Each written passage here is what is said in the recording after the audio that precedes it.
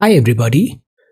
Your strongest muscle and worst enemy is your mind. Train it well. Today is 21st of December 2022. Let us have a quick discussion of all these important topics. See discipline का मतलब ये नहीं होता है कि everyday आपको अपना best performance देना है और इसका प्रेशर लेना है। डिसिप्लिन का मतलब होता है you have to show up everyday. अगर आप रोज पढ़ाई कर रहे हो, इट डजंट मीन कि रोज आपकी सेम लेवल की स्टडी होगी, बट द पॉइंट इज आपको रोज पढ़ना जरूरी है। तो डिसिप्लिन का मतलब होता है kind of consistency. The willingness to show up changes us, it makes us a little braver each time. Study full throttle. This is prelims 2023 course. You can join this course. आज जो live classes होगी, तो this is modern India. Modern India में first 4 और 5 chapters हमारे complete हो गए। Sources and approach, advent of Europeans, and then India में expansion, Plassey, then Buxar and fall of all the empires. अब हम इसमें पढ़ेंगे राइजिंग रिसेंटमेंट और फिर स्टार्ट होगा हमारा 1857। मीनवाइल जो आज की लाइव क्लास होगी, इसमें हम पढ़ने वाले हैं non constitutional bodies. So by the end of this month हमारा इंडियन पॉलिटी कंप्लीट हो जाएगा और major portion of this modern history भी कंप्लीट हो जाएगा। Okay, so this is prelims 2023 course. Our target is कि बिफोर नोटिफिकेशन हमारे सारे कोर सब्जेक्ट्स कंप्लीट हो जाने चाहिए। इसमें 1-to-1 टॉक्स इंक्लूडेड है। और सी, ये टॉक्स ना प्रॉपर फॉर्मल चैनल के थ्रू होगा, दैट इज गूगल मीट के through. Telephone over mobile talks नहीं है, प्रॉपर गूगल मीट के थ्रू आपके फॉर्म के साथ हम इस सेशन को करेंगे। Okay, then this is Telegram quiz. Everyday in morning we are having 5 such multiple choice questions. Join. ये वोकैबुलरी है डिस्मे। डिस्मे का मतलब है that is typically caused by something unexpected. थोड़ा डिसअपॉइंटमेंट है, डिससेटिस्फैक्शन है, फ्रस्ट्रेशन है, लाइक दैट। रूजेस का मतलब होता है चाल, an action intended to deceive someone, a trick. Xenophobia मतलब जो फॉरेनर्स हैं उनको आप एक डाउट से देख रहे हो, प्रेजुडाइस है और सर्टेन हेट्रेड भी है। मॉसल, इसका मतलब है निवाला, अ स्मॉल पीस और अमाउंट ऑफ फूड। यूजर्पेशन का मतलब होता है हड़प लेना, किसी का राज्य हड़प लेना, किंग ने। द अनलॉफुल टेकिंग और withholding of something from the rightful owner under the guise of authority, seize करना, टेक ओवर करना। सो ये आज के वोकैब वर्ड्स है: usurp, morsel, xenophobes, ruses and dismay. If you come across any other important word, write down that word along with its meaning in the comment section down below. This is quiz number 212. Jyotirlinga temple जो located Indian state में southern most है, वो है तमिलनाडु में। कौन सा text एक detailed account है किंग्स ऑफ कश्मीर का? The answer is Raj Tarangini. Dilwara temple mount Abu में है, ये जैनिज्म के लिए बने थे, जैनिज्म फॉलोवर्स ने बनाया था। सूफी दरगाह अजमेर में है, सूफी सेंट मोइनुद्दीन चिश्ती जी का। Promoter of bhakti movement Bengal में थे चैतन्य महाप्रभु जी। आज के सवाल हैं: in which year did Vasco da Gama land in Calicut, Kozhikode? The blue water policy was introduced by the Portuguese leader. किस जनरल ने, पोर्तुगीज लीडर ने ब्लू वाटर पॉलिसी बनाया था? और इसका मतलब भी क्या है ये भी बताइए। Blue water policy. What is the name of the fort built by the British in Calcutta? Which of the battle proved decisive? The Anglo-French rivalry in India. ये दोनों यूरोपियन पावर्स में लड़ाई था इंडिया को कॉन्कर करने का। तो Anglo French rivalry में किस बैटल को हम डिसाइसिव कह सकते हैं? Who led the English army in the battle of Buxar? So these are 5 questions for today. ये आज का सी सेट है। रीड दिस पैसेज केयरफुली और फिर आपको बताना है unsustainability in production pattern is due to which of the following. Okay, so this is reading comprehension question for today. Now similarly answer writing के लिए ये सवाल है: prepare a note on the major colonial European powers that came to India. तो modern history में हमने अभी देखा ये सारी मेजर कोलोनियल पावर्स आई थी। फॉर एग्जाम्पल दिस पोर्तुगीज आए, देन डच आए, देन ब्रिटिशर्स भी आए, फ्रेंच भी आए। सो इन पे एक शॉर्ट नोट तैयार करना है। इससे क्या होगा, आपका आंसर राइटिंग प्रैक्टिस भी हो गया और जो पढ़ा है उसका कंसोलिडेशन भी हो गया, self written notes. Second brainstorming का टॉपिक है, डिबेट का टॉपिक है। जैसे कल हमने पढ़ा था कॉप 15, इससे पहले यूएनएफसीसी की कॉप 27 भी देखा था हमने, शर्म एल शेख। तो क्लाइमेट चेंज, क्या हम उस टिपिंग पॉइंट पे पहुंच गए कि ये अब इरिवर्सिबल हो गया है? Is climate change already irreversible? Present your arguments in favor or against. So these are two questions for today. ये आप सबमिट कर सकते हो इस वेबसाइट में. Visit this website and submit your answers to this discuss enable है. आप answer hand written copy यहाँ पे सबमिट कर सकते हैं.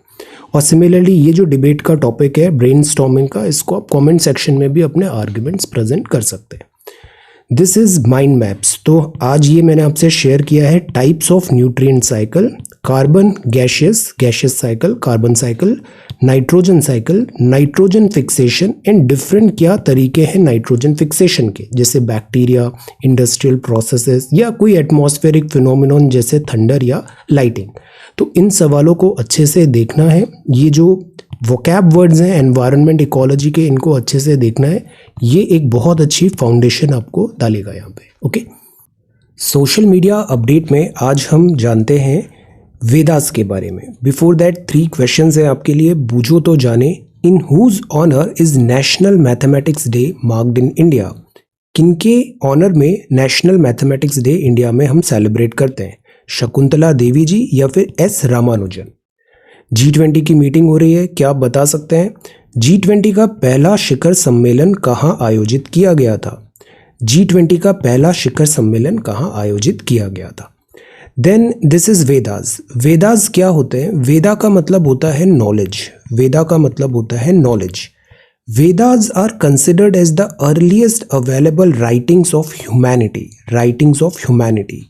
Vedas are known to be pure and preserved in their original form even after thousands of years. तो they are very old.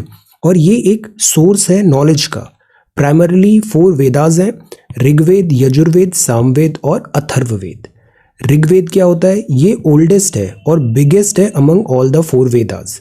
Rigveda Samhita represents the earliest sacred books of India which reveals India's religious and philosophical development. तो Rigveda oldest है, Rigveda biggest है और ये book बताता है India की religious और फिलोसॉफिकल डेवलपमेंट की जर्नी को. देन एक होता है Yajurveda. Yajurveda is seen as guide book for the adhvaryu priest who had to all the rituals in a sacrifice. तो Yajurveda is more about rituals and sacrifice. Moreover, it also shows the religious and social life of Vedic period. तो social और religious life plus जो sacrifices हैं, rituals हैं, वो आते हैं यजुर्वेद में. सामवेद. सामवेद साउंड कर रहा है सॉन्ग से. तो the shortest among the 4 Vedas, Samaveda is closely collected with the Rigveda. ये मल्टीपल वर्सेज हैं यहाँ पे मल्टीपल वर्सेज है. और पुट टुगेदर फॉर रिचुअल्स, तो ये चैंट होता है, जैसे मंत्रास वगैरह चैंट करते हैं सेरेमनीज में, सोमा सैक्रिफाइस. तो this is Samaveda. Samaveda.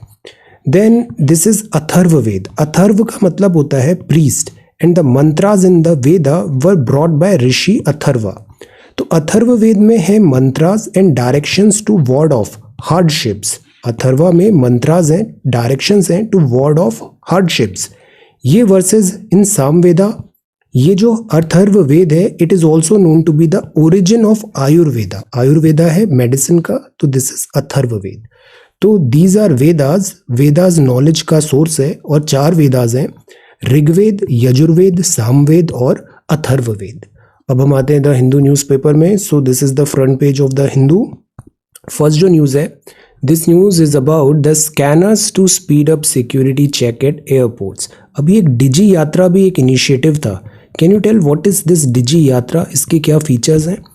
New scanners है. अक्सर हम एयरपोर्ट में चेक इन चेकआउट करते वक्त बहुत टाइम लगता है और जो हमारा लगेज है वो भी एट टाइम्स मिसप्लेस हो जाता है.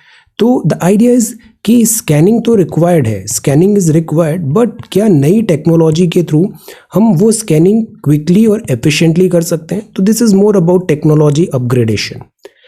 BCAS to issue technical norms within a month for new security technology to screen cabin bags. Cabin bags जो आप क्राफ्ट में अपने साथ लेके जाते हैं.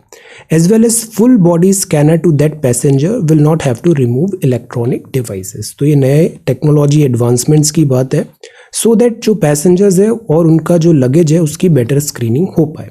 अदरवाइज लॉन्ग क्यूज होती है एयर ट्रैवलर का, laptop, mobile phones, charger, cabin baggages से पहले उनको हटाओ, फिर उनको कनेक्ट करो, फिर कलेक्ट करो.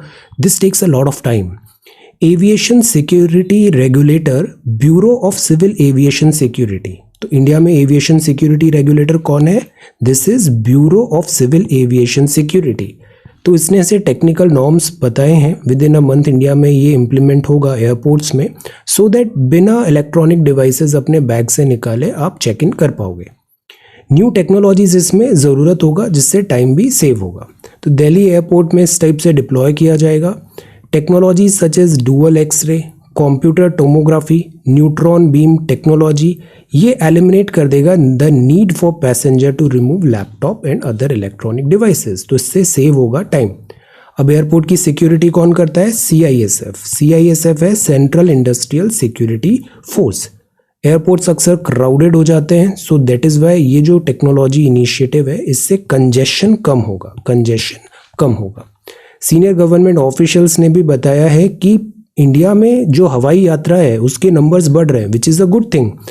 But the point is infrastructure भी साइमल्टेनियसली एडवांस्ड होना चाहिए, सो दैट वो इंक्रीज्ड फुटफॉल को प्रॉपरली केटर कर पाए, प्रॉपरली हैंडल कर पाए.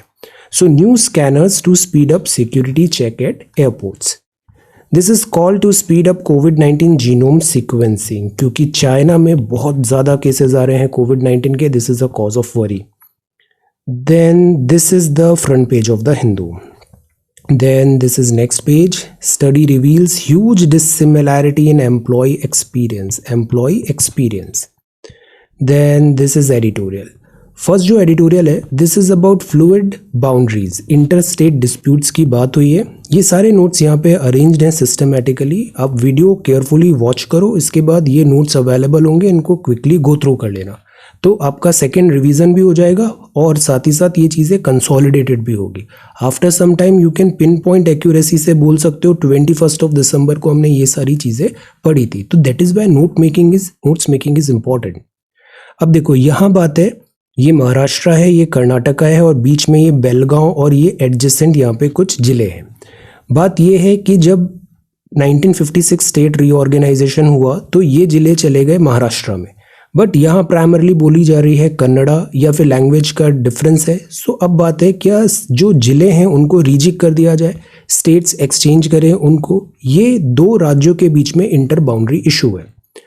तो यूनाइटेड महाराष्ट्र 1946 में आया था, बॉम्बे प्रेसिडेंसी, फिर स्टेट रीऑर्गेनाइजेशन एक्ट आया 1956 और मैसूर कर्नाटका सेपरेट हुआ. और फिर अब ये बात आ रही है कि क्या मराठी स्पीकिंग एरिया मैसूर में होना चाहिए, किस तरीके से रीजिक करना है, रीजिक करना है.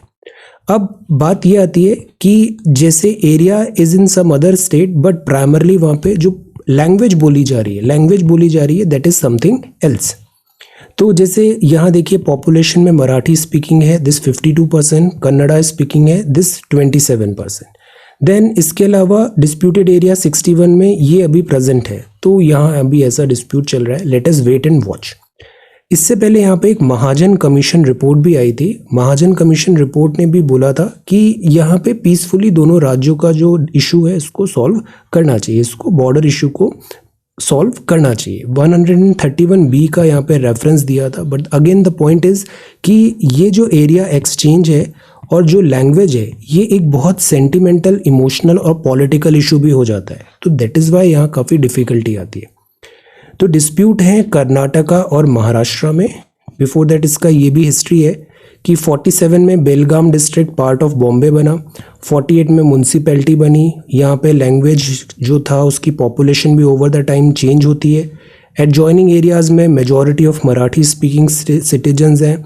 महाराष्ट्र में बेलगाम में कन्नड़ मेजॉरिटी है, कर्नाटका. तो लैंग्वेज इज़ द प्रॉब्लम जो यहाँ पे बोला जा रहा है.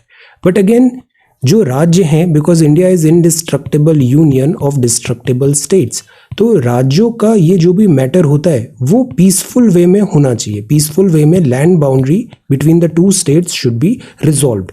नॉर्थ ईस्ट के दो राज्यों ने ऐसा एक बहुत अच्छा एग्जाम्पल सेट किया है. Can you tell that example, जिसमें लैंड बॉर्डर इशू है टू स्टेट्स का, वो उन्होंने पीसफुली रिजॉल्व किया. तो सिमिलर थिंग यहाँ पे एक्सपेक्टेड है कर्नाटका एंड महाराष्ट्र से भी, क्योंकि अगर फाइट में violence and this and all which is not accepted. तो सी कोर्ट के पास ये मैटर गया और 1956 लिंग्विस्टिक रीऑर्गेनाइजेशन भी हुआ, बट अगेन इसको इम्प्लीमेंट करना after such a long time is difficult. Carving out political units that neatly corresponds with various linguistic group is impossible in India because राज्य जो बने हैं 1956 में, राज्य जो बने थे उसमें प्योरली अगर बात की जाए तो राज्य तो केवल एडमिनिस्ट्रेटिव क्राइटेरिया से बनते हैं, बट इसमें लैंग्वेज को भी कंसिडर किया गया था. तो एट टाइम्स क्या होता है, पॉकेट्स ऑफ लिंग्विस्टिक माइनॉरिटीज हो जाती है. तो महाराष्ट्र कर्नाटका में ये प्रॉब्लम 1957 814 विलेजेस हैं, बेलगावी, कारवार, निपानी कर्नाटका के भी विलेजेस हैं, कोल्हापुर, शोलापुर, सांगली डिस्ट्रिक्ट्स ऑफ महाराष्ट्र है. तो द आइडिया इज़ कि a state is with some other state और वहाँ जो मेजॉरिटी पॉपुलेशन है उनकी लैंग्वेज डिफरेंट है, तो वो ऐसा रीजिक की वहाँ पे बात कर रहे हैं. अब सी हमें यहाँ पे वाइजर टेक लेना है, तो it is wise to defer to the court's decision on any dispute, but harmony can be achieved only through embracing and promoting a political culture. This line is very important. Embracing and promoting a political culture that is respectful of diversity that cannot be neatly demarcated. हम clear cut demarcation especially linguistic basis में difficult है, पर इसका मतलब ये नहीं है कि ये एक violence का topic बने. हमें प्रमोट करना है पॉलिटिकल कल्चर ऐसा जो रेस्पेक्टफुल रहे डाइवर्सिटी के लिए. Fluid political and cultural boundaries crisscross करती है landscape of India. So if new fires are lit through divisive politics, तो जुडिशरी लेटेस्ट यहाँ पे क्या करती है, डबल इंजन फेलियर नहीं होना चाहिए, पॉलिटिकल एंड जुडिशरी दोनों अकाउंटेबिलिटी होना चाहिए. देन यहाँ पे बात है ट्रम्प को प्रोसिक्यूट करने का, बिकॉज प्रेसिडेंशियल इलेक्शन में यहाँ कुछ वायलेंस हुआ था. Let us see. Upholding the autonomy of election commission. Election commission अब केवल इलेक्शन कमीशन ही नहीं, सिमिलरली सुप्रीम कोर्ट, सिमिलरली से डिफरेंट जो कॉन्स्टिट्यूशनल बॉडीज़ हैं, चाहे वो कैग हो गया, CBI, non constitutional bodies etcetera. So the point is ये जो इंस्टीट्यूशंस हैं, इन इंस्टीट्यूशंस में जो इनका चीफ अपॉइंट किया जा रहा है वो किस तरीके से किया जाए सो दैट इस इंस्टीट्यूशन की ऑटोनॉमी कॉम्प्रोमाइज नहीं हो, यहाँ पे क्विड प्रो क्यो नहीं हो, एक फेयर ट्रांसपेरेंट वे में इंस्टीट्यूशंस अपना वर्क डिलीवर कर पाए. तो अभी जो बात है वो है इलेक्शन कमीशन की. इलेक्शन कमीशन ऑफ इंडिया को 6 साल का टेन्योर है, 65 ईयर्स का एज है, बट टेक्निकली प्रैक्टिकली ये इतना लंबा टेन्योर किसी को मिलता नहीं है, बिकॉज वो रिटायरमेंट एज आ जाता है, उस टाइम तक उनका अपॉइंटमेंट होता है. तो अगर इतना लंबा टेन्योर नहीं मिलता है तो फिर वो मेजर रिफॉर्म्स नहीं कर पाते. जैसे अभी जस्टिस डीवाई चंद्रचूड़ साहब के साथ क्या अच्छा है, इनका टेन्योर अच्छा खासा है, 2 साल प्लस है. तो इलेक्शन कमीशन ऑफ इंडिया में ये डिफिकल्टी है, तो इससे इलेक्टोरल रिफॉर्म्स बैकसीट पे आ जाते हैं. अब जिस तरीके से इलेक्शन कमिश्नर ऑफ इंडिया को अपॉइंट किया जाता है, तो एज सच यहाँ पे कोई कंडीशंस भी मेंशन नहीं है कॉन्स्टिट्यूशन में. प्लस ये भी नहीं है कि election commission of India after retirement क्या वो दूसरे जॉब्स भी ले सकता है, गवर्नमेंट जॉब्स, इस पे भी कॉन्स्टिट्यूशन साइलेंट है. तो the post of election commission of India at times इस पे चार्जेस लगते हैं कि क्या ये ऑटोनॉमी मेंटेन कर रहा है, क्या सैंक्टिटी ऑफ इलेक्शन यहाँ पे कॉम्प्रोमाइज तो नहीं हो रही, लाइक दैट. अब क्लासिकल अंडरस्टैंडिंग मॉडर्न डेमोक्रेसी की क्या होती है, हम पॉलिटिकल पॉइंट्स पे नहीं जाएंगे, हम पॉलिटी पे देखते हैं. तो यहाँ classical understanding of modern democracy क्या बोलती है, 3 विंग्स होते हैं, एक लेजिस्लेचर, एक एग्जीक्यूटिव और जुडिशरी. मॉन्टेस्क्यू ने भी यही कहा था. Task of constitution is to allocate power between these 3 wings and to ensure there is an adequate degree of checks and balances between them. तो कोई भी एक इंस्टीट्यूशन एब्सोल्यूट नहीं बन पाए, कोई भी एक इंस्टीट्यूशन जो उसको पावर दिया है उसका मिसयूज नहीं कर पाए. So there is always a provision of check and balance. ये तीनों इंस्टीट्यूशंस एक दूसरे को चेक एंड बैलेंस करते हैं. ट्रेडिशनली ये इन्वॉल्व होता है with administrative and implementation issues में. Election being among them are believe to fall within the executive domain. अब इलेक्शन जो है ये एग्जीक्यूटिव डोमेन में माना गया, और फिर यहाँ पे कैसे अपॉइंटमेंट होगा, ये जो इंस्टीट्यूशन है ये अपनी सैंक्टिटी कैसे मेंटेन करेगा, this is there. But the point is ये जो प्रिंसिपल है सेपरेशन ऑफ पावर, ये बहुत एसेंशियल प्रिंसिपल होता है एक functioning and working democracy. Classical understanding Erode होता है और यहाँ पे आता है जैसे एक 4th बेंच बन गया. 4th बेंच हो गया. एक्चुअली क्या होता है यहाँ, जैसे अभी एनजेएसी में भी जो बात हुआ था कि जुडिशरी का अपॉइंटमेंट एग्जीक्यूटिव कर रहा है, या फिर अभी law commission versus supreme court of India loggerhead पे हैं, why appointment and transfer of जजेस में। तो एट टाइम्स ऐसा इकोसिस्टम बन जाता है कि इन इंस्टीट्यूशंस में अपॉइंटमेंट किस तरीके से हो रहा है, किस तरीके से अपॉइंटमेंट हो रहा है।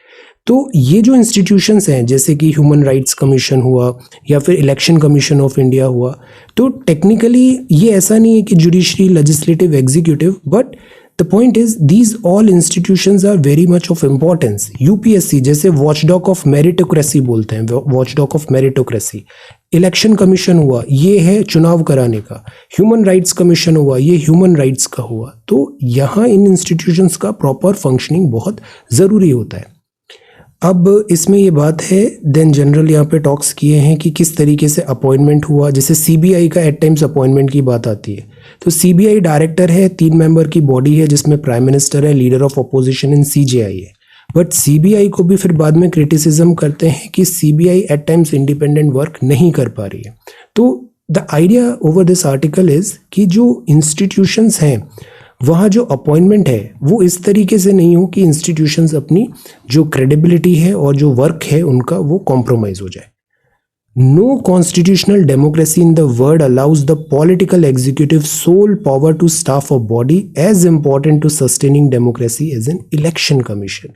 तो ऐसा नहीं हो कि ऐसी इंपॉर्टेंट बॉडीज जैसे कि ईसीआई, उसमें जो अपॉइंटमेंट हो रहा है, स्टाफ अपॉइंटमेंट हो रहा है, वो सीधा सीधा एग्जीक्यूटिव, पॉलिटिकल एग्जीक्यूटिव कर रहे हैं। तो that will be again separation of power नहीं होगा। तो that is why proper mechanism transparent way में होना जरूरी है। अपॉइंटमेंट हमेशा से एक बहुत डिफिकल्ट प्रोसेस आता है, चाहे वो जुडिशियल अपॉइंटमेंट हो या फिर दिस एग्जीक्यूटिव्स के अपॉइंटमेंट हो। इसमें कंसेंसस होना, डेलिब्रेशन होना, केयरफुली क्राफ्टेड लेजिस्लेशन होगा। This is not that easy. But अगर सेपरेशन नहीं होता है तो वो जो बेसिक स्ट्रक्चर है वो हमारा डिफीट होता है। तो ऑल्टरनेटिव यहाँ पे सजेस्ट किया हुआ है, let us see. The whole idea is कि upholding the autonomy of the election commission is required. Election commission की autonomy is required because free and fair election होगा तभी इलेक्शन की फिर सैंक्टिटी मेंटेन रहेगी। सिमिलरली ये आर्टिकल है the new normal in the Indo Pacific contestation. ये article भी कलेक्शन आर्टिकल है, इसमें कुछ बहुत अच्छे पॉइंट्स लिखे हुए हैं, तो इसको भी आप एक बार ज़रूर इस आर्टिकल को पढ़ना। जो आर्टिकल मैं बताता हूँ ना, कलेक्शन आर्टिकल है, उसको आपको उसका रिकॉर्ड रखना चाहिए। उसमें कुछ बहुत अच्छे पॉइंट्स और लैंग्वेज होती है जो बहुत काम आएगी। 2022 एंड है, अभी हम बहुत सारा ईयर राउंड रिव्यू भी देखने वाले हैं। नया नॉर्मल है, फॉल्ट लाइन इंडो पैसिफिक में भी अब प्रॉपरली विजिबल हो गई है। इंडो पैसिफिक मतलब this Indian Ocean and Pacific Ocean और connected via this Asia. Indian Ocean South Asian region heart of this contestation है और जियो पॉलिटिकल, जियो इकोनॉमिक यहाँ पे प्रोमिनेंस है। इंडिया एक मेजर पावर बन रहा है, चाइना यहाँ पे एग्रेसिव है, क्वाड पार्टनर्स हैं वो भी यहाँ पे रीजिक कर रहे हैं अपनी डोमिनेंस दिखाने के लिए। इंडियन ओशन इंडिया का बैकयार्ड है, तो दिस इज वेरी इंपॉर्टेंट। ये जो कॉन्टेस्टेशन है साउथ एशिया, इंडियन एशिया में, इंडियन ओशन में, ये कुछ नया नहीं है। चाइना बहुत टाइम से यहाँ अपनी प्रेजेंस दिखाने की कोशिश कर रहा है और China is very ambitious as well, specially 2012-13 जब मिस्टर शी जिनपिंग चाइना के प्रेसिडेंट बने थे। तो चाइना की स्ट्रैटेजिक एम्बिशंस है, इंडियन ओशन को वो इन्फ्लुएंस करना चाहता है, मिलिट्री पावर और यहाँ का स्टेटस को वो चेंज करना चाहता है।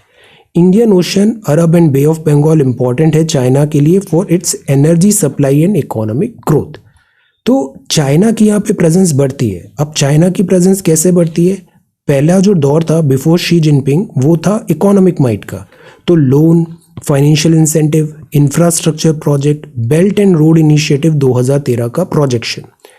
इन्वेस्टमेंट से बीजिंग को क्या हुआ, इंडियन ओशन की बहुत सारी जो स्मॉलर कंट्रीज हैं, जैसे हम दिस स्ट्रिंग ऑफ पर्ल्स भी एक थ्योरी बोलते हैं, आइलैंड नेशंस, यहाँ इनको सिक्योरिटी टाइज मिले।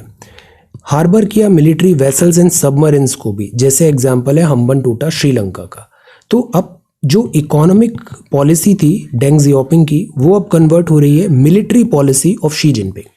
गलवान क्लैश हुआ तो इंडियन स्ट्रैटेजिक थिंक टैंक ने ये देखा कि Beijing is a bigger threat than that of Islamabad. ये भी मैं आपको डे 1 से बता रहा हूँ, हम पाकिस्तान से यूं ही ऑब्सेस होते हैं, Pakistan is not a threat, the real threat is this. Indian strategic thinking is deeming Beijing as a bigger threat than that of Islamabad. So possibility अगर टू फ्रंट वॉर की होती है तो हम कैसे कोप अप करेंगे उसे? पाकिस्तान का स्ट्रैटेजिक लोकेशन है, इकोनॉमिक है, पॉलिटिकल फॉलआउट है। पाकिस्तान में इंटरनल प्रॉब्लम्स भी इतनी ज़्यादा होती है कि समझ में नहीं आता है what is real Pakistan. So the point is border and terror challenges हैं यहाँ पे। अफगानिस्तान में अभी तालिबान इशू भी है। सो इन सब के कॉन्टेक्स्ट के में भी जो बीजिंग है वो एक बहुत बड़ा थ्रेट है। स्ट्रैटेजिक डिप्लोमेटिक प्रेजेंस बीजिंग की जो यहाँ पर है, ये न्यू दिल्ली के लिए एक ट्रिगर करता है। ये एक अलार्मिंग सिचुएशन है। अब ऐसा नहीं है कि न्यू दिल्ली स्टेप्स नहीं ले रहा। हमने अपने डिप्लोमेटिक एफर्ट्स बढ़ा दिए हैं बैकयार्ड में। मालदीव्स के साथ एक टाइम पे रिलेशंस बड़े सॉर हो गए थे, बट हमने उसको फिर से नॉर्मलाइज कर दिया है। इंडिया फर्स्ट पॉलिसी है प्रेसिडेंट इब्राहिम सोलेह की। मैसिव इकोनॉमिक असिस्टेंस है, ग्रांट है, इंफ्रास्ट्रक्चर प्रोजेक्ट है। मैरीटाइम सिक्योरिटी में भी हम कोऑपरेट कर रहे हैं, तो दिस इज़ मालदीव्स। नेपाल की बात करें तो नेपाल के साथ भी रिलेशंस थोड़ा डिफ़िकल्ट आए थे at one point of time, but again normalcy की बात है। हम यहाँ पे इकोनॉमिक ह्यूमैनिटेरियन असिस्टेंस और इन्वेस्टमेंट भी प्रोवाइड कर रहे हैं। फिर बात आती है साउथ एशिया की, तो हमने क्वाड को भी यहाँ पे अट्रैक्ट किया है। Japan, Australia and United States closer cooperation है। So we are again trying to build our diplomatically और मिलिट्री जो प्रेजेंस है उसको बढ़ाने की कोशिश कर रहे हैं। ऑल्टरनेटिव टू द BRI भी प्लान कर रहे हैं। मालदीव्स, ऑस्ट्रेलिया, यूएस ने कमेंट किया है कि वो कोऑपरेशन को बढ़ाएंगे। और मालदीव्स ने अभी जैसे एक मीट था, चाइना यहाँ पर अपनी प्रेजेंस बढ़ाने के लिए अगेन अट्रैक्ट करता है आइलैंड नेशंस को, बट अगेन यहाँ पे इन नेशंस ने भी रिस्ट्रेन शो किया है।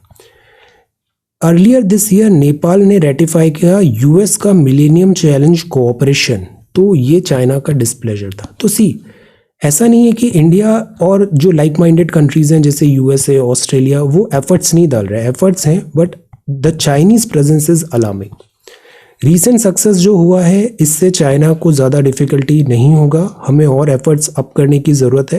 प्लस ऐसा भी नहीं है कि we are at war with China, we are not at war with China, but China की ये जो वेसल्स हैं जैसे सर्विलेंस वेसल हुआ, चाइना अपनी दिस नेवल स्ट्रेंथ बहुत रैपिडली इंक्रीज कर रहा है, तो which is a cause of worry.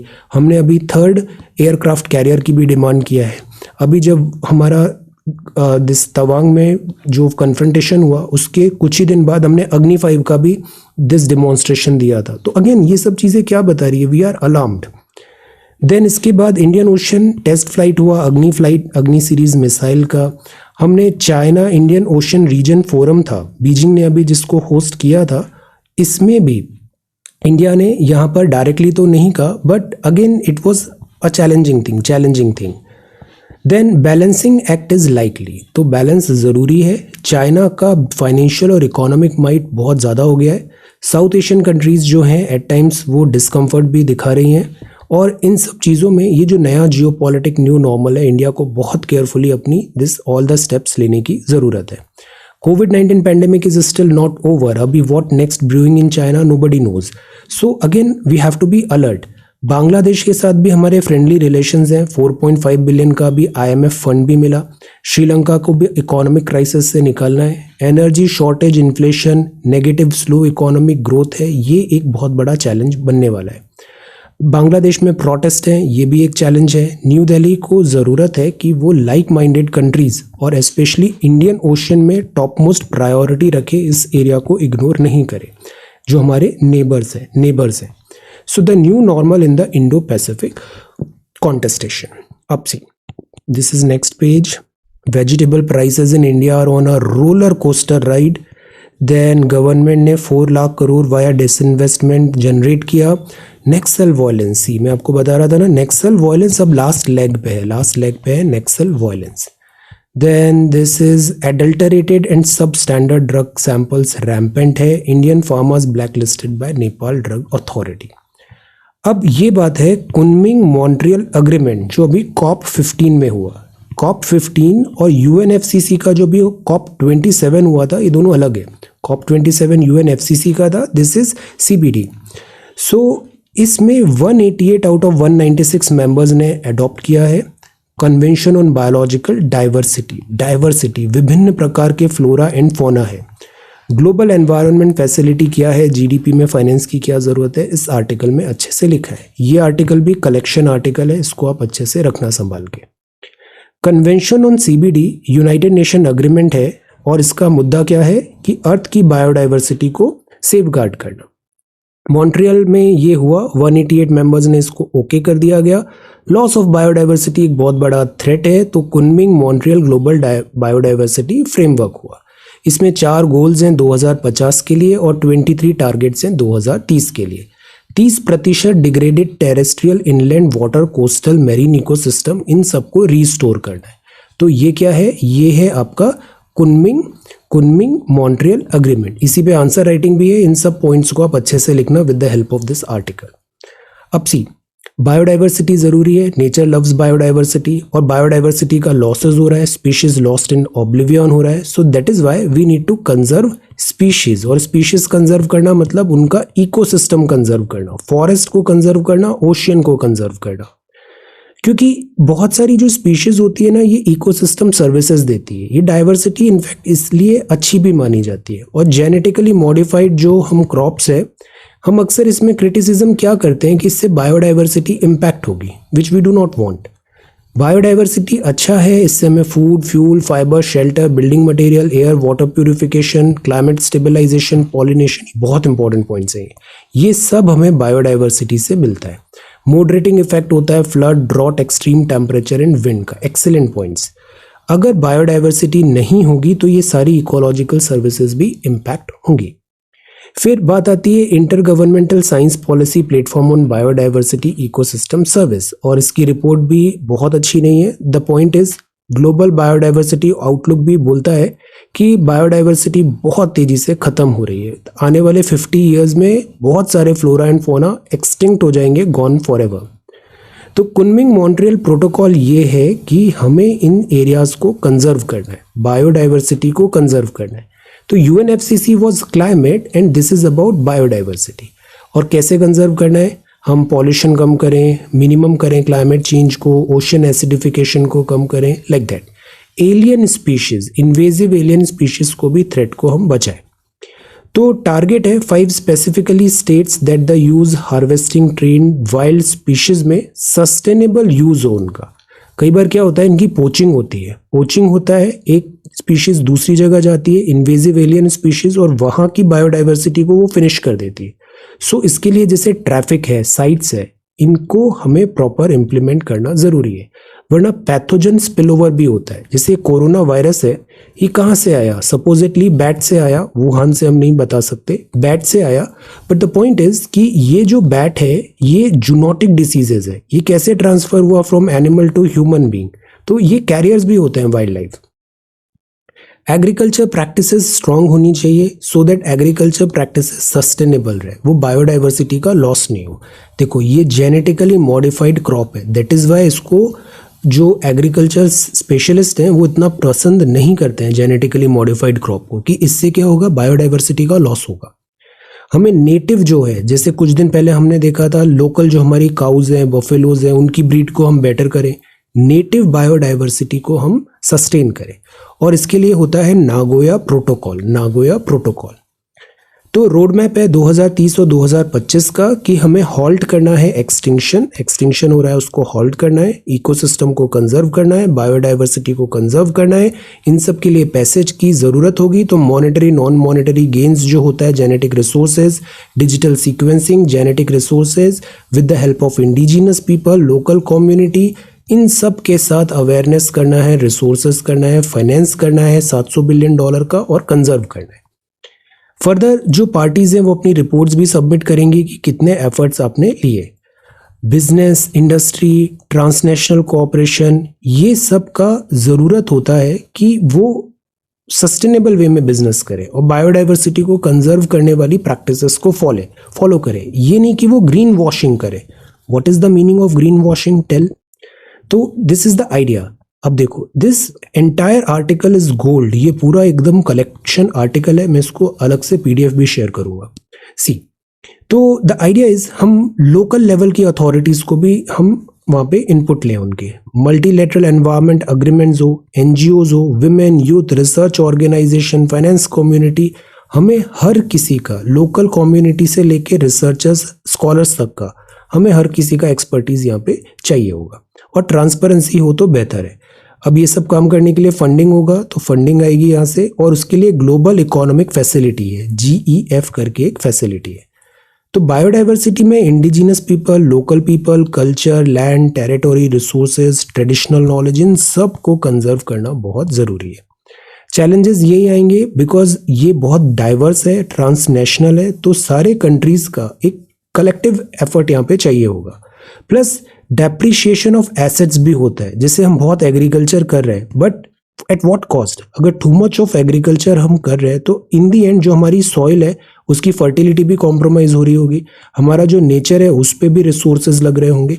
So GDP is okay, but GDP में हमें डेप्रिशिएशन ऑफ एनवायरनमेंट को भी इंक्लूड करना चाहिए, डेप्रिशिएशन ऑफ एनवायरनमेंट को भी इंक्लूड करना चाहिए, एसेट्स को, और इंक्लूसिव होना चाहिए, वेल्थ शेयर्ड होने चाहिए सारे बेनिफिट्स।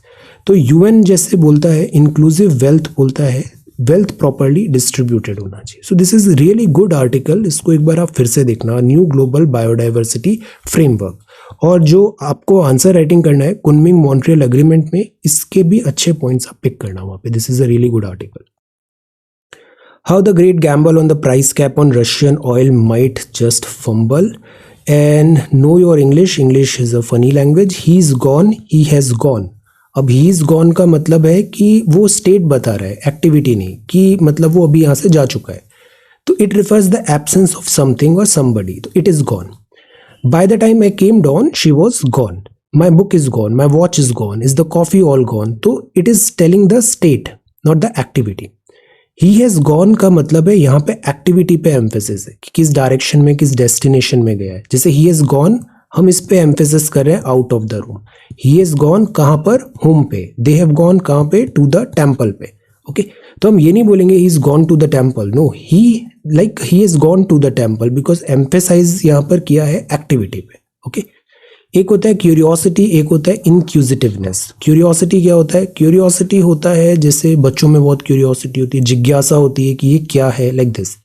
इंक्यूजिटिव जो होता है ना, वो थोड़ा अनहेल्दी चीज होता है। Inquisitiveness is little bit unhealthy. तो for example this is like आप इनकन्वीनियंट क्वेश्चंस पूछ रहे हो उनसे, and you are not actually concern, you just for some reasons उनसे ये सवाल पूछ रहे हो, तो that is इंक्यूजिटिवनेस।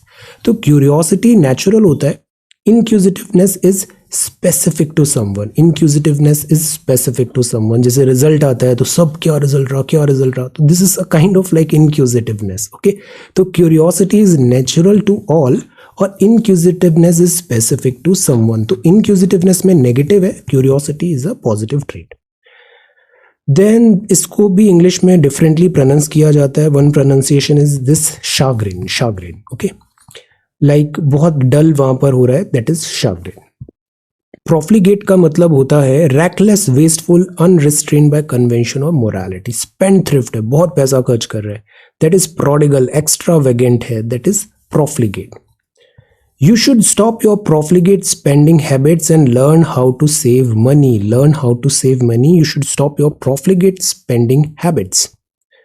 So this is this page. If not reformed, UN will be overtaken by other organization. Why not G20?